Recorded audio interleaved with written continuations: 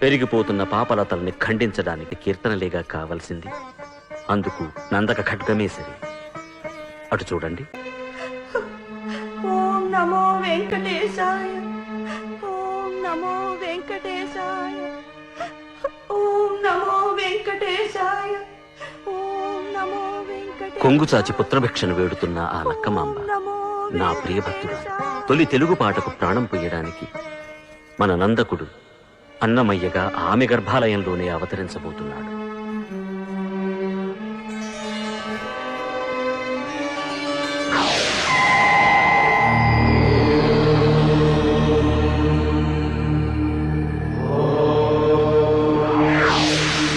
తనముకై తల్లడిల్లు ఆ లక్కమాంబ గర్భాలయములో ప్రవేశించే ఆనందకము.